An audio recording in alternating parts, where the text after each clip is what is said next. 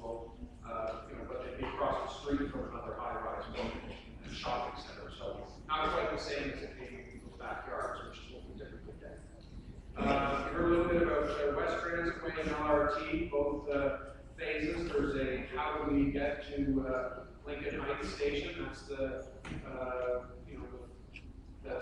study that's undergoing right now that is trying to determine do they go to Parkway, do they go Lyre, do they go Cardiff, how do they get there, and what's the timing of that. That's an ongoing study that I'll be paying very close attention to. I have my own feelings on it, which I haven't been shy about. I'm not a fan of the Parkway option at all, but I also want to make sure that whichever of the others move forward, we do that respectively. So, just quickly going over here, we're going to talk about the OC Transport Route Review. I know quite a few folks are here to talk about that. But more specifically, you're here about particularly your routes rather than the whole process. So we'll talk about those and leave folks in the rest of the city to fend for themselves. Let's hope they're not watching. You heard about the St. Thomas School from the Crystal Beach Community Association. That's on our radar screen, as is the Holly Acres Road issues. Economic development is not something you heard from up at the front, but I just did want to touch on it. One of the things I'm going to be working on pretty aggressively over the next couple of years is an economic development strategy for Carling Avenue between Pinecrest and Woodbridge Crescent, Bayshore. It's a strip of road, which I think if anybody drove down it, we always hear about Carling being prime retail property, prime business property, but you kind of go into a no man's land down there. There's two communities that live on either side, which are predominantly Ottawa community housing neighborhoods where, quite frankly, there's a lot of young kids. Those kids want jobs. They want jobs, they want to work. And if we can provide them a place where there's decent, well-paid, walkable employment that they can get to, it'll do two things. It'll revitalize the economy along that strip, might make it a bit of a destination for folks in the city to go down there to a brand new restaurant, revamped Coliseum that's down there, and do some economic good for the folks in those neighborhoods.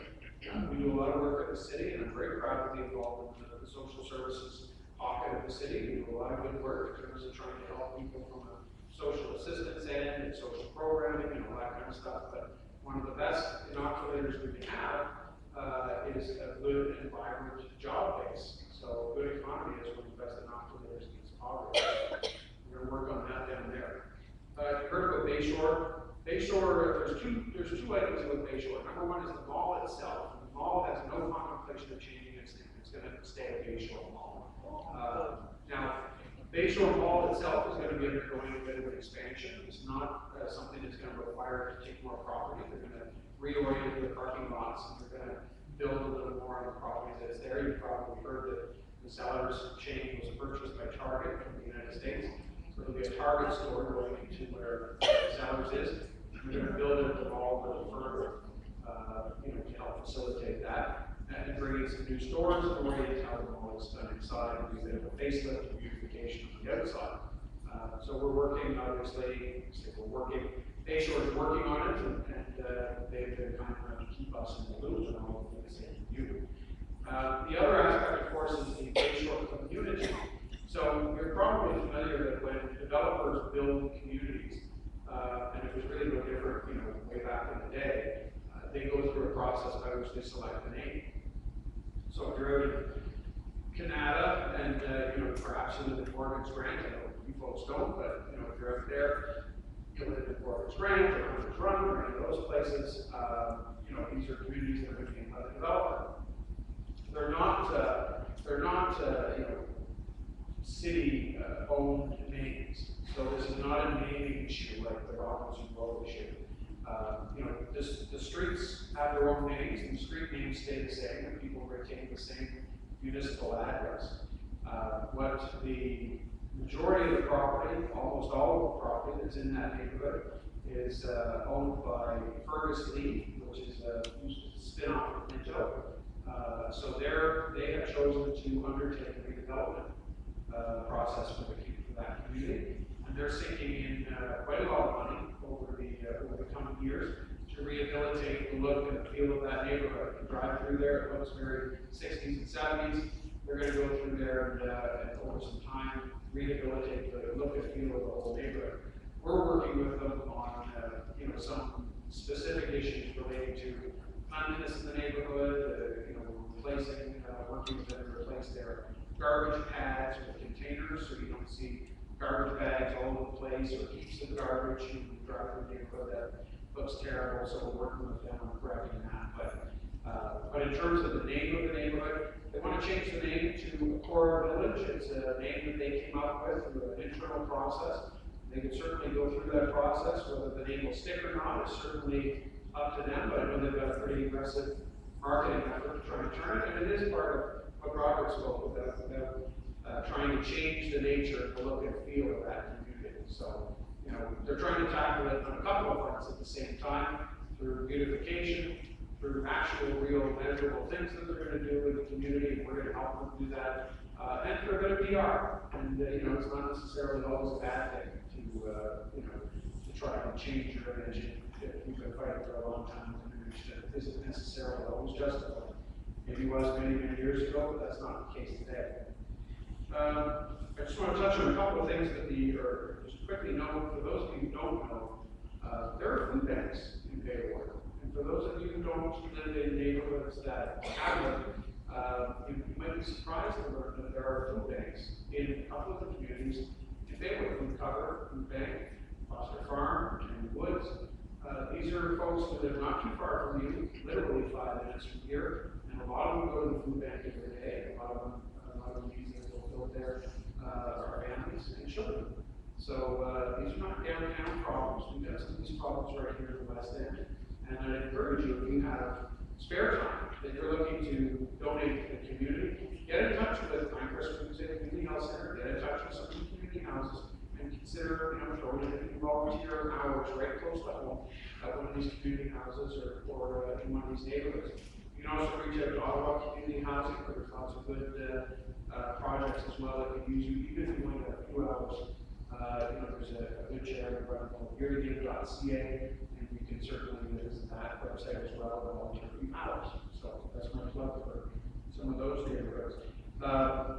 Just to touch on that, for some community stats for you, I'll throw this out there. This is a stat that I'm not sure we're necessarily proud of, but just so that you have a good framework of the neighborhood and the city that you live in. 1/4 of the people who live in Bayward, in our collection of neighborhoods, is a senior citizen. It's got the highest concentration of seniors per capita anywhere in Canada except for Victoria, BC.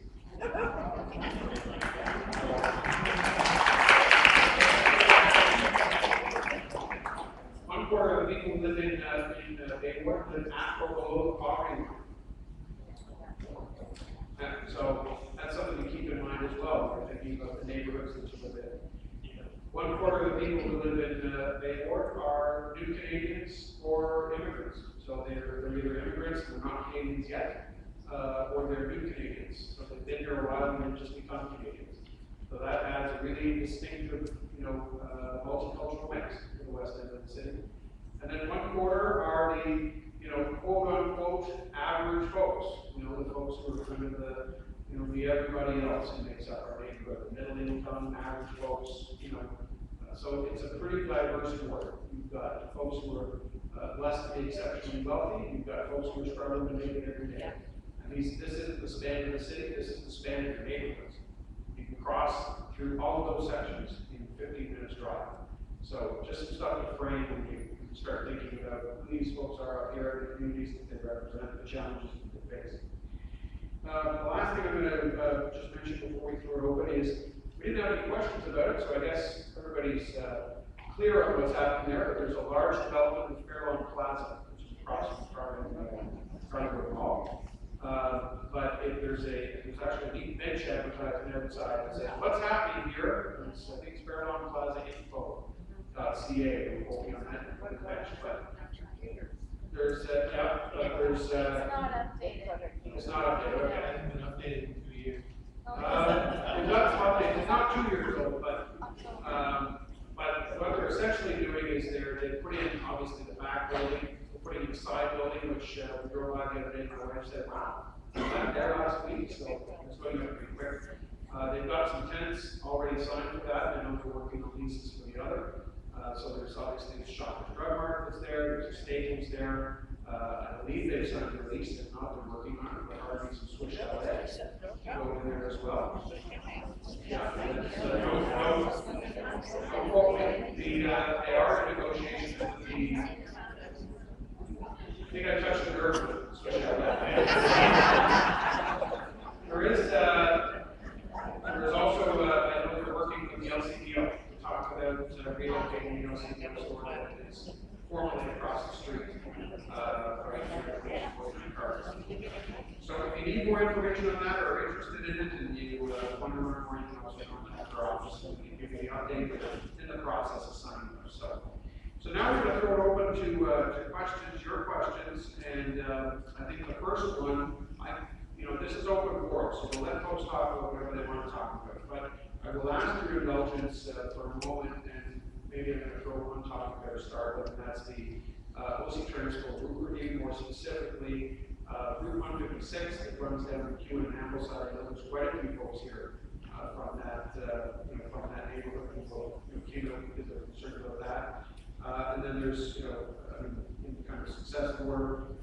We also made some changes to Route 154 and to Route 166. So let me talk a little bit about the 156 first. That's the Q and Ambleside one. And then I'm going to throw over your questions, and I know someone wants to share a statement with us as well. So OC Transport went through its route review process, and to make a very long story short, the whole goal was to try and save money. They want to make sure that the bus company is sustainable, and on its current financial footing, it wasn't. It was going to run out of money, or it was going to wind up getting to the point where it consumed almost 100% of our tax dollars, which is obviously clearly not sustainable. We all want a bus company, but we know there's other things we need to fund for the city. So OC Transco identified, based on ridership and based on route plans, what routes were prime routes to be amalgamated. They took two routes that were running very parallel, or very similar courses, and smushed them together. They looked at which routes were primed to be enlarged and which routes were primed to be eliminated. And there was kind of a subgroup which is not eliminated, but certainly reduced based on the ridership data. So we made some gains. I think as Ruth mentioned, 166 was of issues with the folks in the Crystal Beach area. That's for them. Although there are, under the new route review plan, there is a mechanism for folks in that community to still get into Bell's Corners that involves a transfer. A lot of these changes do involve transfers. But we were trying to address an issue for them with a lot of the children who are trying to get to school in Bell's Corners and just concerned about the safety of doing a transfer to Bayshore Station. So we reached an accommodation with OC Transport. They were going to run several routes direct during the day. So some of the routes are going to be the direct to Bell's Corners routes, there in the morning and back in the afternoon. And others are going to be the more circuitous, capability of Bayshore Station transfer. So, OC Transport has not yet released what their schedules are going to be. And really, before this year, that was never so much of an issue, because there's been so much attention this year, obviously. People are really keen to find out what that new schedule is going to look like. They're working on it, but Diane Deeds, who chairs our transit committee, and keep in mind now that the transit committee is a fully constituted committee on its own. So there's citizen representatives that sit on the transit committee. It's not all made up of city councilors anymore. And they're the ones that I, like you, made my presentation to them, had my conversations with formal and informal, with Chair Deeds and with the members of the transit committee. We sent each and every one of them a letter with our concerns about the routes in Bayward. And I'm very pleased that we got concessions to some of the changes they wanted to make. Some of the changes, in my view, were exceptionally, would put a very heavy burden on the folks in Bayward. So, being respectful, of course, that the other edge of the coin, the other side of the coin, was your tax dollars. We wanted to make sure we do the best service, but then what we charge for it. So we got some accommodations of 166. The 154, which previously ran through Queensway Terrace North, will not run through Queensway Terrace North any longer.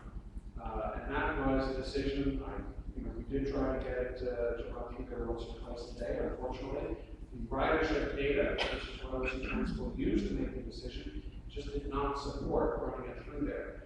When you consider if you're in Queensway Terrace North, you're not that far of a walk away from the Carling Avenue Queensway Station in Pinecrest.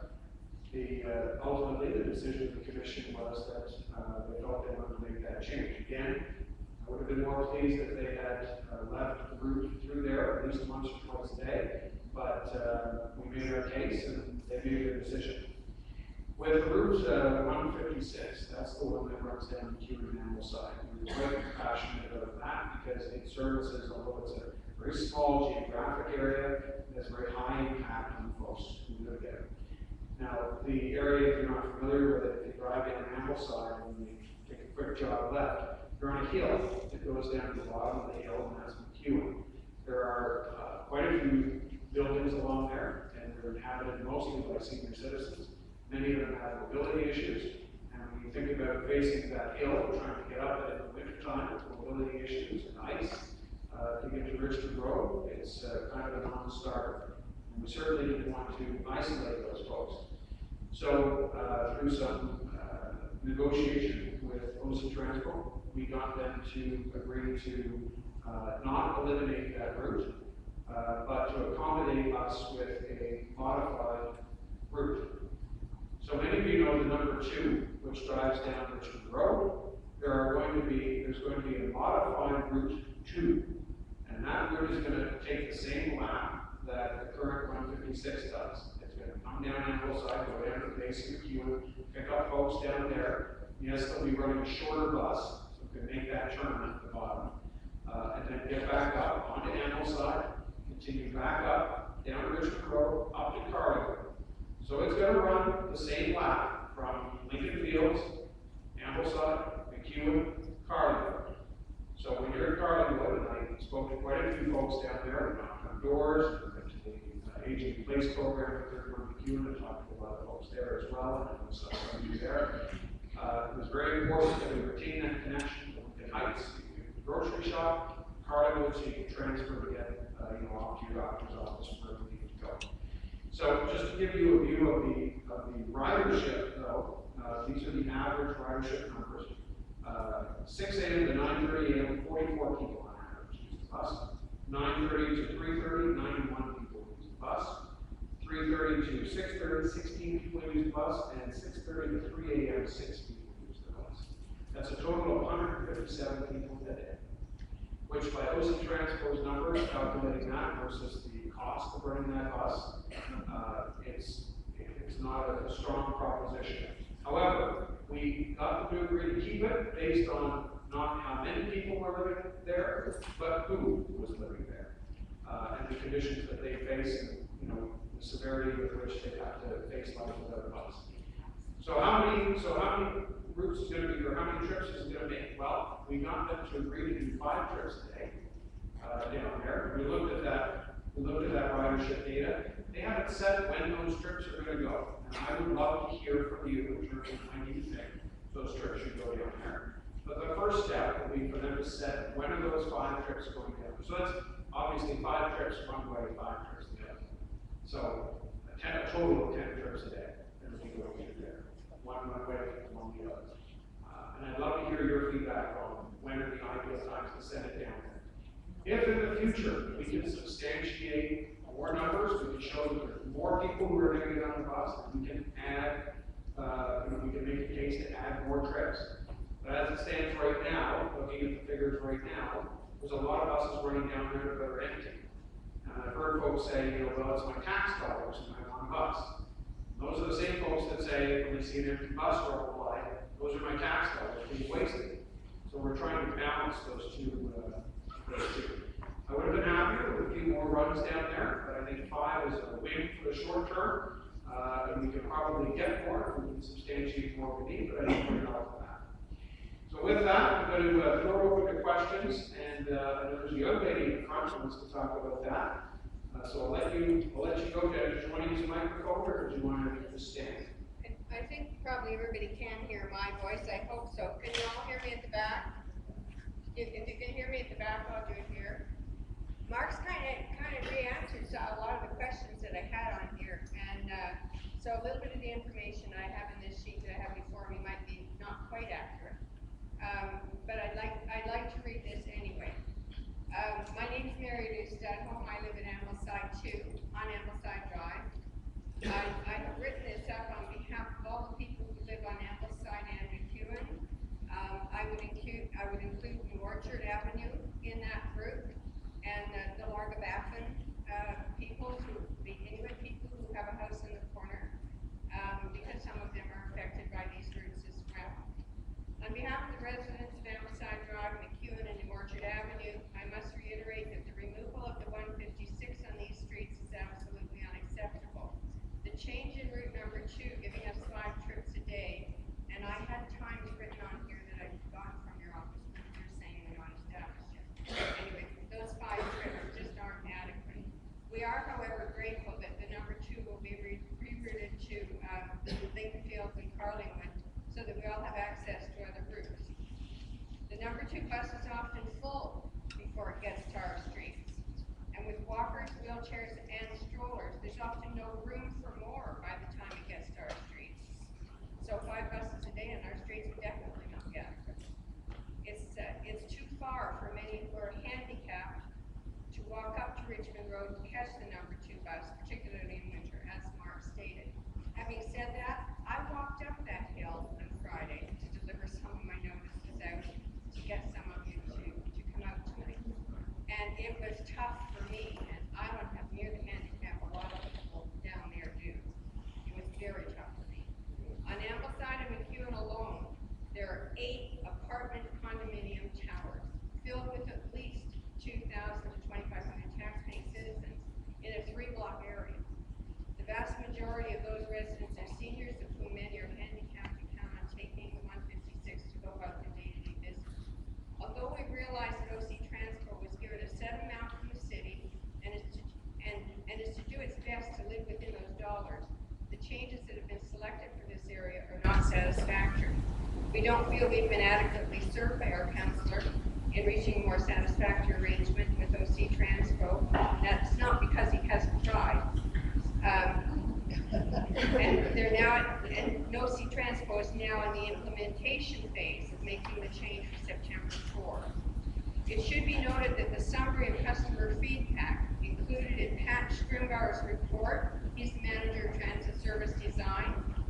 His report to the Transit Commission and Council shows that 92% of the public responses stated that the changes being offered would make the transit situation worse. That's across the board. I did that calculation. That's across the board. 92% said it would make it worse. Obviously, the public who do pay the taxes for their transit system were totally ignored in the decision-making process. The following request is again being made pertaining to the number 156 and number 2 groups. Please consider the following options. Ideally, reinstate the 156 onto McEwen or Ambleside, which all of us know probably won't happen. Or bring the number 2 onto McEwen and Ambleside on their regular schedule. This would mean that only 2 bus stops on Richmond Road, one on each side between Ambleside and New Orchard, or between McEwen and New Orchard, would be skipped. Those who use those stops would only have to walk another 150 to 200 meters to an existing sheltered bus stop at either McEwen or New Orchard. Or number 3, bring the number 2 onto McEwen and Ambleside on every 2nd trip, instead of only 5 trips a day. 5 trips a day aren't sufficient. The times I had before on here were 8 a.m., 10 a.m., noon, 2, and 6. The timings don't work. The timings don't work for appointments. The timings don't work for engagements. It just wouldn't work. Option 2 and 3 shouldn't make too much of an impact on the OC Transport budget. So please reconsider the current plan. And I respectfully submit that to you, Mark, and I'll give you a copy of this so that you have it. But I'd like to know how many here are in that area that I'm referencing.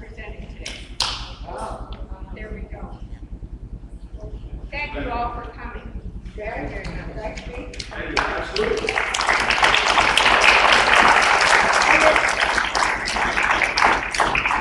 I live in that area, and I just want, and I'm at 31 McEwen, which is a 25-story apartment building, and not the majority are not senior citizens, so they can't hear you. If we can't hear you, you can use this mic if you want, or this one back.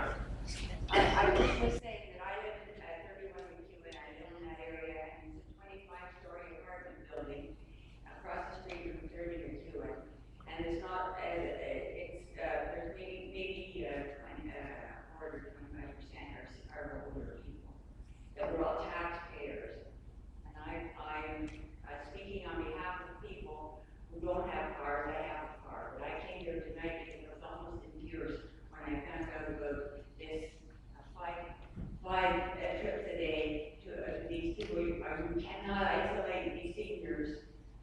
They can't go out in the evening, they can't go out on the weekend, you can't do that. I'm a taxpayer, and so are a lot of other people who this is unacceptable.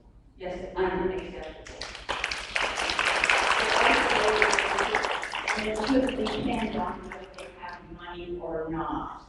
Whether they're taxpayers or they're at the low income, below the poverty level, or at the poverty level. That's not the issue. The issue is humanity. You can't do that. To a poverty act. Just think of yourself in the winter in the small apartments they have. And they can't go anywhere because they can't afford to go out. They're living all by themselves already. You know, this is just unacceptable, and I don't know why we don't have an association to represent us. I didn't know that was going to be the structure of this meeting, that you don't have power unless you have an association. But have you been in that area? Have you seen those Ambleside? It's a small geographic area, but the population in there, and we're paying high taxes. And another way for OC Transpo, and I thought I wasn't even living in Ottawa at the time, but I have a friend who doesn't have a car, that what went on in that bus strike was disgraceful on behalf of the city to have let that go on, and that maybe they could reduce their costs by reducing the amount of money they pay to those bus drivers.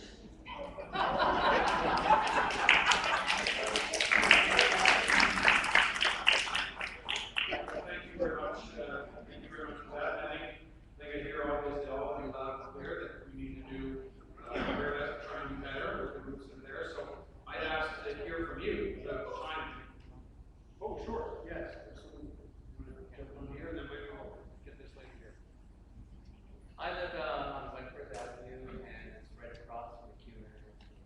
And I understand your plight. I've walked down there many times. But a number of times I've seen empty buses waiting around with one or two people. Other times there have been more people on there. This is one of those cases where it's a classic example of one size doesn't fit all. And this is where OC Transpo needs to have some flexibility to provide the service to those key people who cannot afford anything else, that they depend on the service. On the OC Transpo side, they don't seem to have the flexibility to provide a smaller bus. Why is it a big bus all the time? Why is there no flexibility here? And I'm sure this is happening around the city.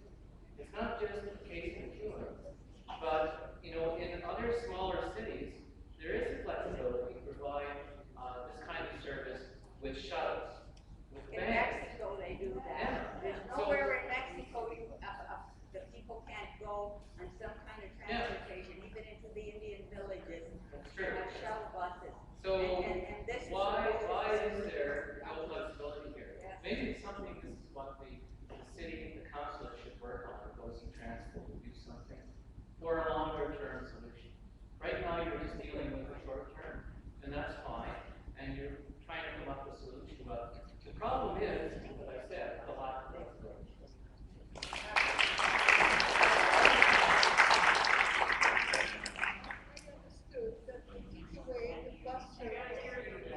If anybody'd like to speak, and I don't want to make you stand longer than you have to, but if you want to use a mic,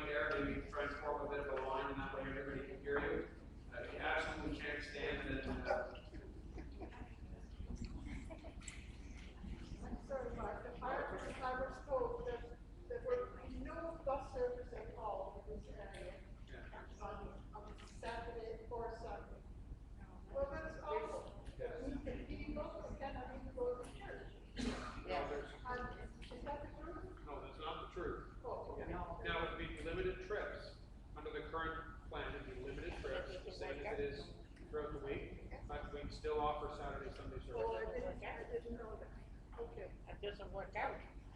I think everybody can hear me, I have a pretty loud voice. Yes. You mentioned shuttle service. Yeah. Well, wouldn't a smaller bus going just Pinecrest, Carlingwood Avenue, blah, blah, blah, do the trick? Yeah, we've actually, a lot of councillors have asked the question about the size of the bus.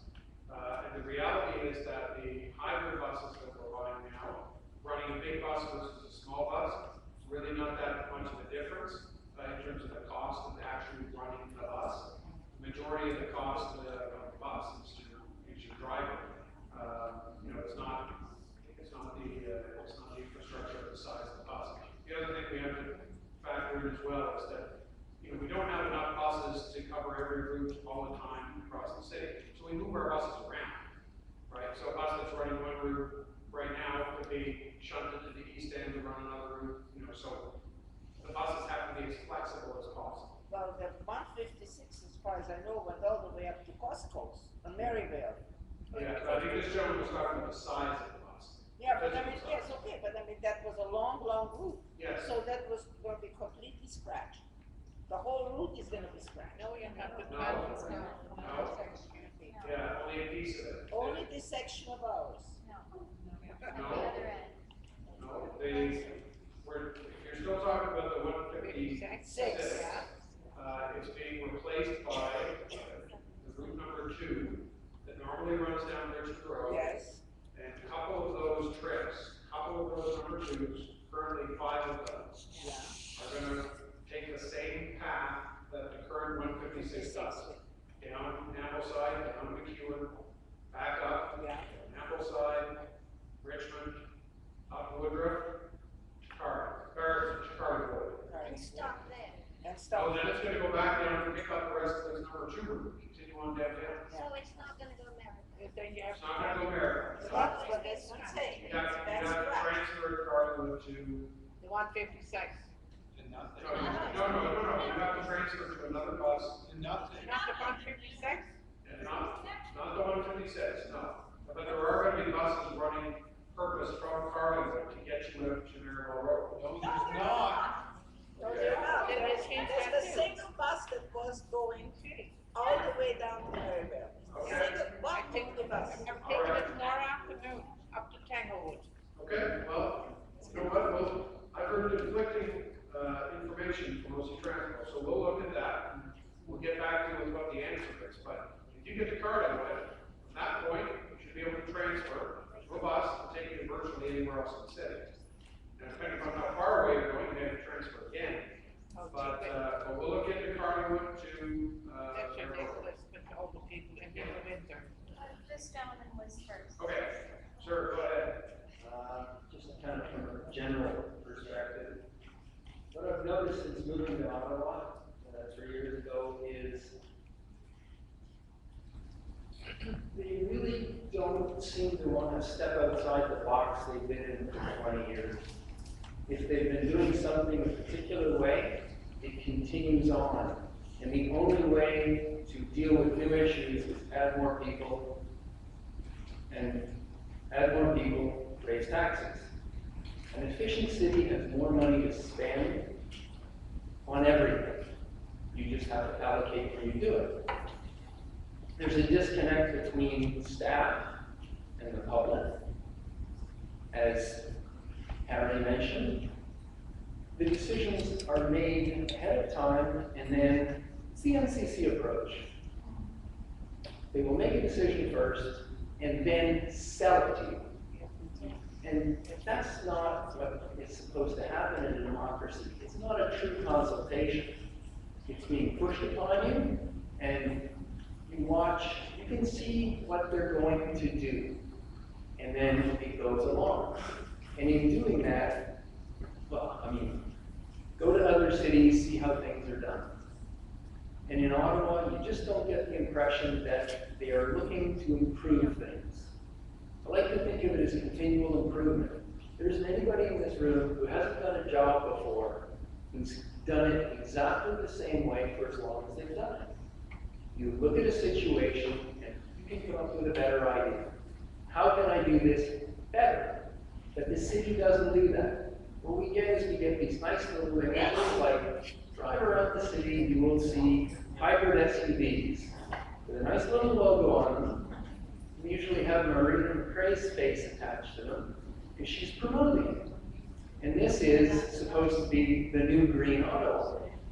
Okay, green's fine if it's done practically, but buying a $50,000 hybrid SUV that gets worse gas mileage than a vehicle you might buy for $15,000 because they're only ever carrying one person. And that's what you see in the city of Ottawa. They're an errand vehicle. The same as the full-size pickup trucks. I mean, you want to look, the examples are legion. Okay. I don't see that attitude, and it's been like this as far as I've looked through the news in Ottawa, and I haven't seen it change. Okay, well, thank you for that. I appreciate that. We'll certainly, I'll take it away for guidance.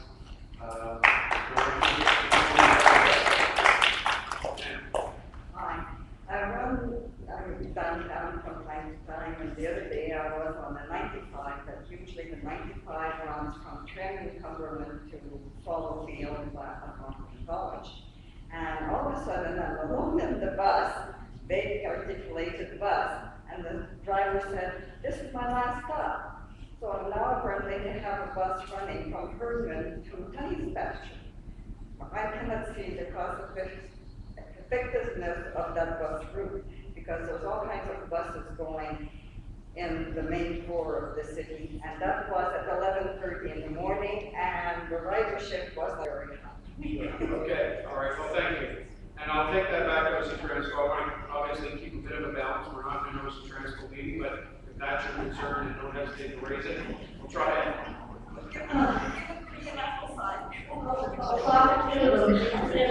Little Jimmy Dickens, and everybody sees and everybody hears.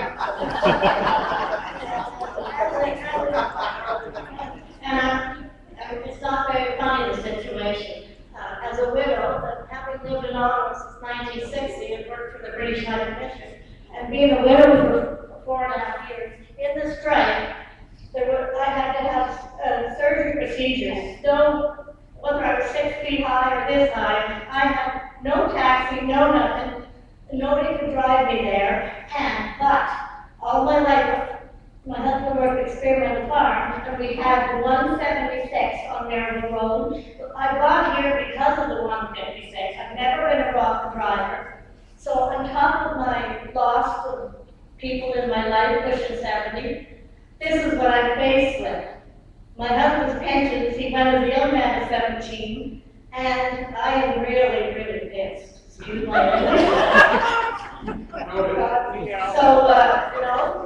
this is what I face. I didn't have cancer, but next to it, and so I think it's a piss.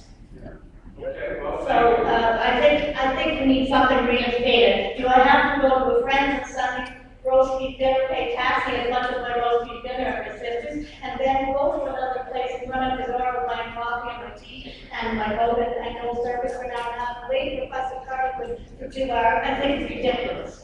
And we are the taxpayers 6 months. We've been young kids, like I said, so I think something needs to be done, smaller buses or whatever. So I'm really pissed.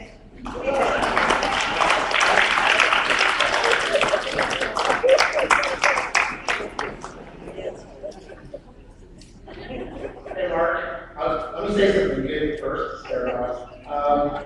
This is a great session, congratulations. The fact you have it online, and the fact that your website, yours and Matthew Fleury's, are probably those 2 best websites for the community. You both have the courage to post your voting record, even though I may not agree with all your votes. I appreciate the transparency and the accountability, so good on you for that.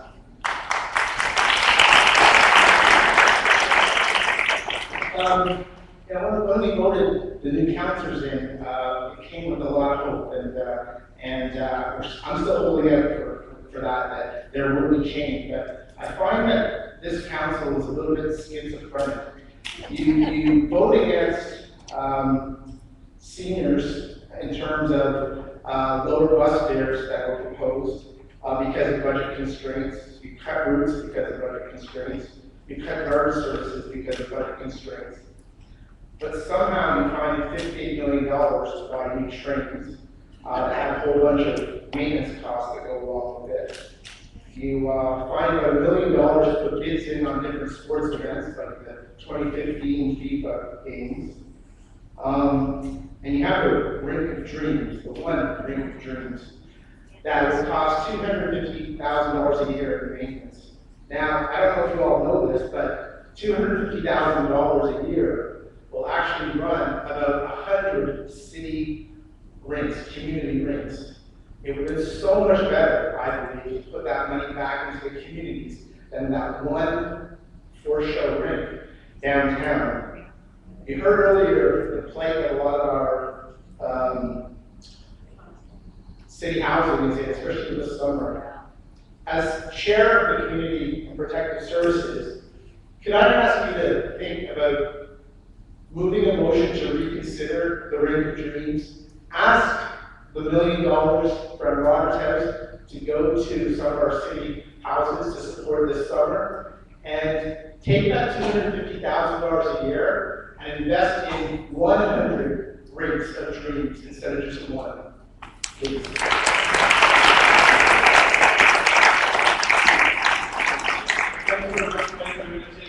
I'll take some of that for comment and advisement, and then maybe just to speak to a little bit of it. With respect to the schizophrenia, I'll take that away as something for us to work on. But obviously, the decisions that we're making, we're trying to keep in mind with a set of both fiscal priorities, trying to keep your taxes to a respectable level, but also a service delivery model as well, to make sure that we're delivering services in the areas where most of the people want those services most of the time. And I don't want to get embedded in City Hall speak, because that's really not what I'm about. But when you look at something like the Rink of Dreams, this was a gift, essentially, from the Ottawa Senators, and I know it's a gift that comes with a price tag for us to support, but if you've gotten gifts before, then you obviously have to pay upkeep that gift.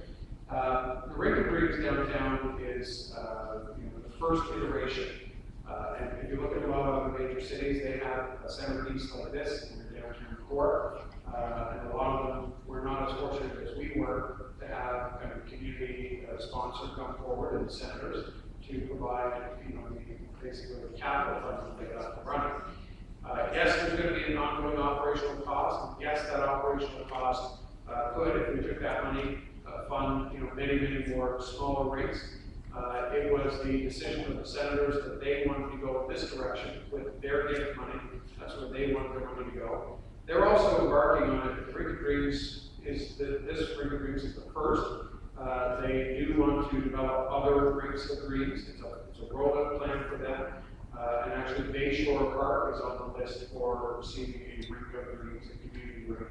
And we were able to get the senators to come out and play there with a bunch of the kids this past winter. And if you do something like that, the little community rinks that we've got do a lot for a neighborhood.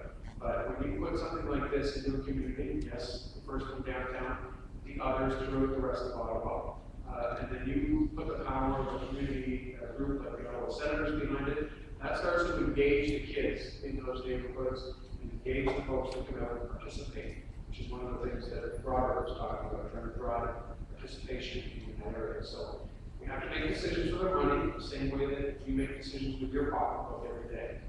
We're hopeful that we make as many of the right decisions as we can. Questions? Next, who's got a question? Yes? Not really a question, just really a comment about the 156, which I travel every day. It does go from Carlingwood all the way to Costco and Maryville, and part of the route at that end was my understanding that part of the route on that end has been integrated with the 176 because I think they were duplicate stops. But as far as my understanding was is that the rest of Maryville was going to stay. Yeah. And thank you for that. And again, I don't have the opportunity of sitting on our transit commission, so I don't have a lot of the routes committed to memory, especially the ones inside Hayward. But we definitely will, when OC Transco, I expect when they release their new route map and their new timetables, they'll probably go through a bit of a round of fine tuning there. Because as soon as they release it, the paper will print it, the city will put it out for information purposes. We'll get a lot of good feedback. And we'll look for those spots where places that aren't, properly served, so. And I've heard the comment about, once you get to Carter, you can't get to Maribel Road, so if that turns out that it's not the case, then, we'll ask those parents to look at that. Yeah, I just want to follow up with that comment. Two things with the replacement of using the two. I think there was a comment made that you're saying that the two is going to be it's going to be packed against the human and animal side.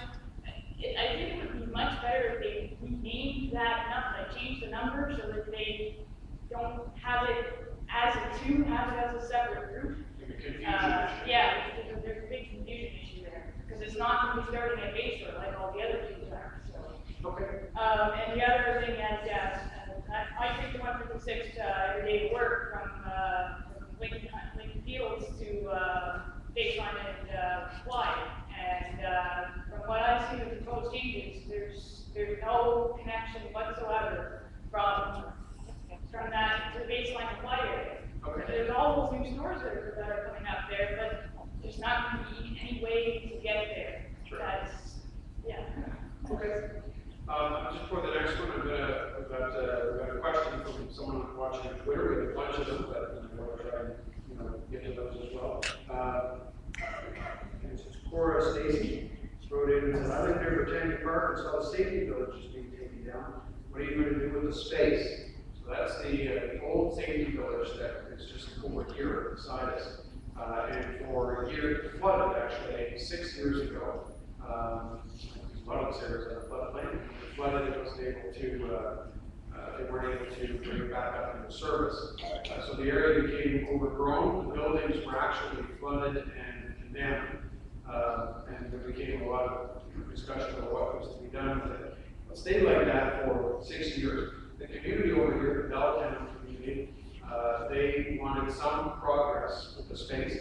And unfortunately, the Ottawa Safety Council, neither the Ottawa Safety Council nor the city, had the operational funding, $300,000 a year, or $300,000 to remediate the facility, and then run programs out there. A lot of the programs are now being offered throughout the schools, throughout the city. The programs have gone mobile. So the area is being cleared now. It's going to be turned into park space for that community. So it'll be kind of a buying question over here. And then from that point, once we get to the park state, just grass, we'll work with that neighborhood to find out what they want to see there. Go ahead. Well, we're back on 156. Okay. On the 156 bus, you could take it from Ambleside right to Baseline and Maryvale, as the lady said, where medical imaging is, which a lot of the common tests required by various doctors, which cannot be performed in their offices, are done. Now you would take it, no exchange, you go through at the Carlingwood, and you carry on through the Mayplant area, and through around the curve there, and you've got to stop right in front. Okay. Thank you. We'll certainly take that back and get all of it, those connections. Okay. Yes. Good evening. My name is Michael Heenan from Lakewood Park Community Alliance. I have a couple of issues for consideration. One would be what is the plan to change residential streets to 40 kilometers an hour? I know this was brought up at council several years ago. Right now, if you want to change your street, you do a petition to the city, they send you a form with the addresses of all the people on the street. You have to get 66% of the people to sign, and then it goes to you for approval. And the second issue would be on your IT background, committee of adjustment, getting those preliminary plans available on a website so that people don't have to go to Center Point. And the second part of that, again, on the IT, is the decisions of the committee of adjustment should be available online for people to view. Thank you. Thanks very much, Michael. So I guess the first question first, the 40 kilometer an hour, how do you move the street? Michael outlined the format as it currently exists. That's how you adjust to the street. Now, obviously, our office likes to play a role in it. One of the things that a lot of folks have talked about is traffic management and speed speeding through the neighborhoods, that kind of thing. So if there is a desire to limit the street speeding in your neighborhood, then, you know, please call our office and let us know. We'll certainly work with you on that. I do want to just caution you as well that, you know, of course, when you get into it, it becomes a bit larger discussion, because quite often it's the folks who live right in that community who are doing the speeding. So we're talking about your neighbors. So sometimes there's a little bit of an education campaign that can be done there to help facilitate that. I agree with you completely, Michael, I don't know where you went on committee adjustment decisions. There's a lot of information that flows through City Hall that needs to be populated on the City Hall website a lot more cleanly and a lot more openly, so you can review it a lot more easily. So, and the IT folks are working on that. Newly reinvigorated IT subcommittee that's pushing that ball forward. I think just by the fact that we've broken crazy new ground by web streaming this tonight, you know, it's showing that the city's making movements in that direction. Yes, sir. Hi, my name is Mark Taylor, and I live at Site 2. And I have a daughter who lives with us who has significant mobility issues. She goes to Algonquin College, and she can board a regular bus, not easily, but she can. I would prefer, and she would prefer, not to add to the load on paratransport, even though she qualifies for that. There are two issues involved here. One is the inability, as I understand it, to get from Ambleside to Lincoln Field Station as things are now configured. And not only that, but there is no really good way to get from Ambleside to Algonquin College without having to board several buses. That is our concern. Okay, all right, well, we can certainly take that away in that conversation. I know, I'm taking notes back there, so we can certainly take that away for consideration. If you want, you can certainly see one of the staff here, share your contact info, and we'll get back to you forever. Thank you. Okay. Yes, sir. I know we're running late, and thank you for your patience, so we're going to wrap up in about 10 minutes. We'll put us only 30 minutes behind schedule, but with your patience, we'll do another 10 minutes, and we'll hopefully get to most of your questions. My name is Hamid Ayub. I'm in the community for 6-7 years. I'm asking about art and entertainment for the community in the West. I didn't hear anything tonight about it. And what's the plan for the art in general and entertainment for the kids and seniors and low-income families? Okay, thank you. Well, I think maybe we can try and separate or address those both at the same time. Maybe knock off another Twitter question at the same time. In addition to that, we have a question: what are council's priorities for the next 4 years? So, one of the things that council is working on right now is what's called a strategic priorities document, term of council priorities document, which essentially takes the next 4 years and looks at them 3 years. And looks at them and says, what are the things, of all the things that we're going to continue to do on a regular basis, what are the things that we really want to kind of tease out and focus in on? And to speak to two, there are many, many things in there, but to speak to two of those particular things. The Arts and Heritage Renewal Plan, which is moving forward right now in the city. It's going to be one of the issues that is a priority for the city over the coming couple of years.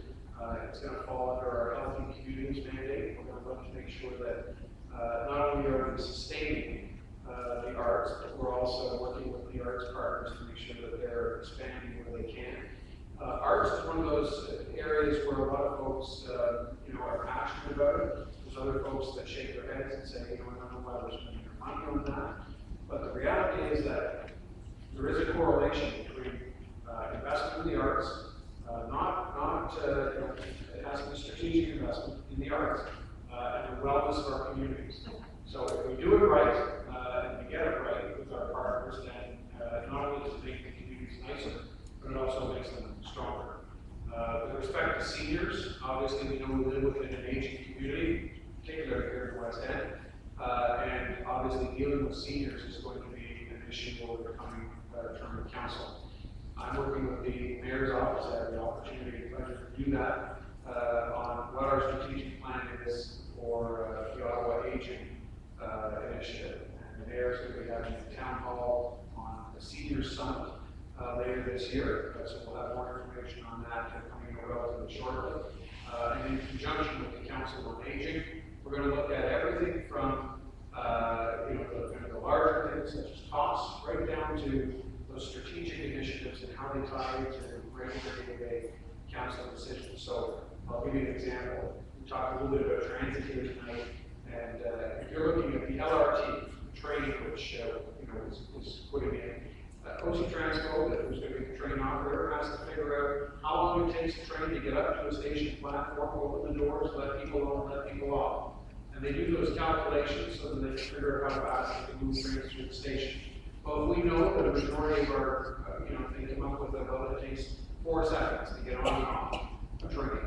I'm just pulling that number earlier. If it comes up with 4 seconds to get on and off the train platform, and the reality is that by the time we get the train built in that place, the majority of people using it are going to be seniors. We know they're not going to hit the 4-second mark. So we've got to make sure that as they plan for that they're well informed, in terms of the demography of the We've got about 4 minutes left. If there's any more questions from the floor, we'll take those, and I think we'll wrap up then with one from the online. Okay, can I actually let this lady go first, and then we'll take you.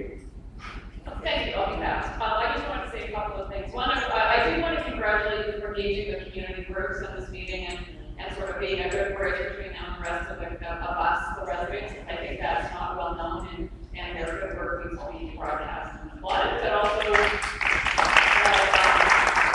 I think we don't know what they do, so I think that relationship is really important. I just wanted to make a few different points, and I think they really should resonate with people sitting in this room. So I'm not a senior, I guess. Hopefully that's obvious. Some of I don't see many of you are, but I am thinking about my future, and I think there's 2 things that really concern me. One is that, of course, the city of Ottawa is still very heavily taxed. I know the council is working to contain tax costs, but that's not reducing tax costs. And in fact, we're a very heavily taxed city compared to many other cities in Canada. Our taxes are quite costly for our property values, and I don't think people are really aware of that. And I don't think the city is trying to manage that any more aggressively than the current ambitions, I guess you could say. The other thing that does worry me, we live in a nice neighborhood here in this area of the river. We're very fortunate right now. It's a relatively quiet area. I see a lot of development going on in other parts of the city where major apartment towers are going up in prime space. Think of Westboro, think of some of the developments that have been criticized out of the East End.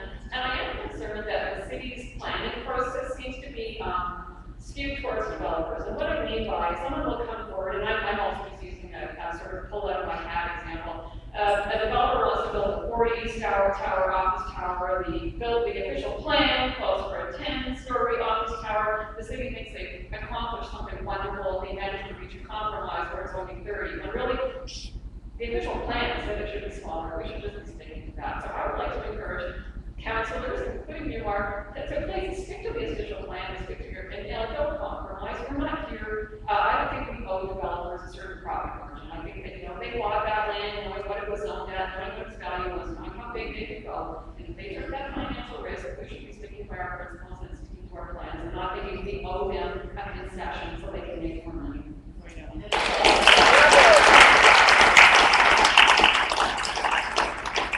Thank you very much for that, and I guess on a number of those points, I certainly agree with you. One of the challenges that we have, obviously, is there's this perception, and sometimes I think it's, it's probably, not necessarily incorrect. That developers are always at City Hall and always asking for more. But the reality is that we have to strike that balance with the development community. Ottawa is the largest geographic city in North America, and a lot of people don't know that. But not in terms of numbers of people who live here, but if you look at the city of Ottawa on a map, and there's a map of it on my website, and you were to superimpose some other cities, you could fit Toronto, Calgary, Edmonton, Vancouver, and Montreal. Montreal, all inside the city of Ottawa, and still have space left over. You can see the map on my website. It is an incredibly large geographic city when you think of starting from our, Cumberland down to our boundary with Clarence Rockland, driving all the way up to the other end, driving out to Beckett's Landing in the south. It's an incredibly large city. And we have to try and balance the desire of many folks in Ottawa to, A, not want to expand. A lot of folks say, well, I don't want you to build outside the green belt. I don't want Ottawa to keep sprawling. We have to respect the fact that there's a cost for that if we sprawl out that far. It costs money to have police cars patrol out that far, ambulance patrol way out there, infrastructure that has to be fed way out there. At the same time, though, the opposite is if we constrain that development, well, then we get infill and intensification. People are building more, they're building higher, they're building closer together. So the secret is to try and manage those two and do them in neighborhoods where it makes sense and we can afford some infill or we can take some height. We need to be able to do that, but not where it's silly, not where it's disrespectful to the folks in those communities. So it's a fine line you've got to walk. I appreciate your advice, and we're certainly going to try to do that. So we'll take one more question here from Mr. Dungy. I just couldn't resist coming to the floor after the previous speaker. When people ask me what I am and what I do, I tell them I'm a masochist. I say that because I sit in all the council meetings and most of the committee meetings. It's an agonizing situation.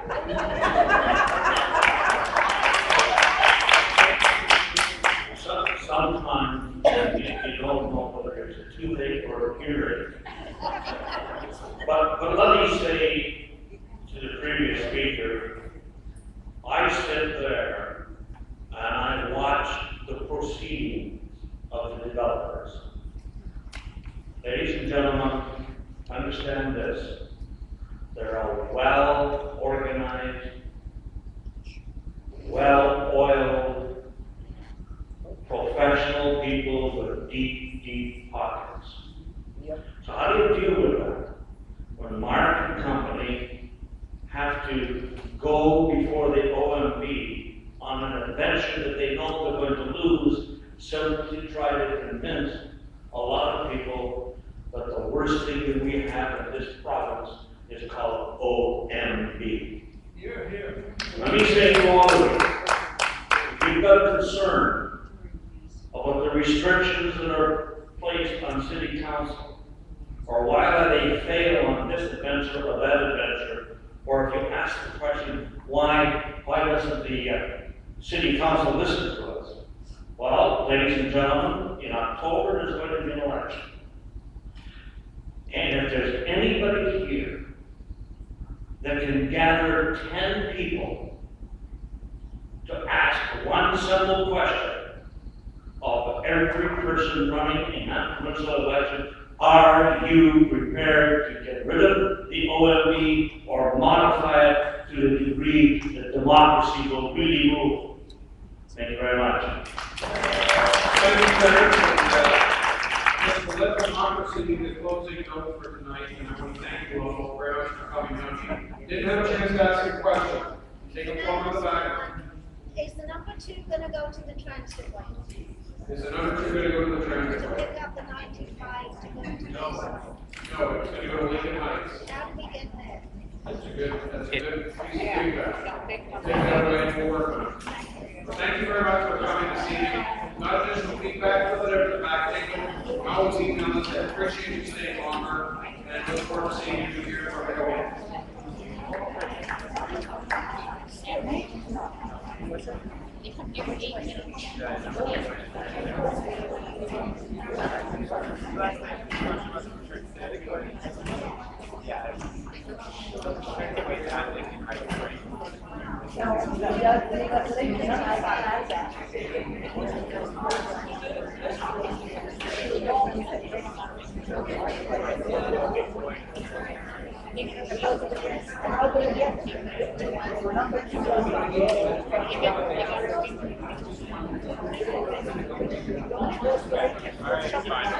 Fine.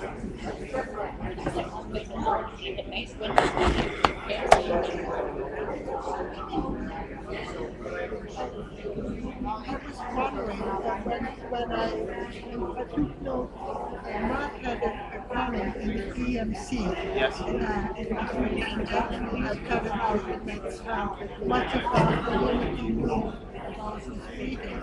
But do you get more communications like that through the newspaper?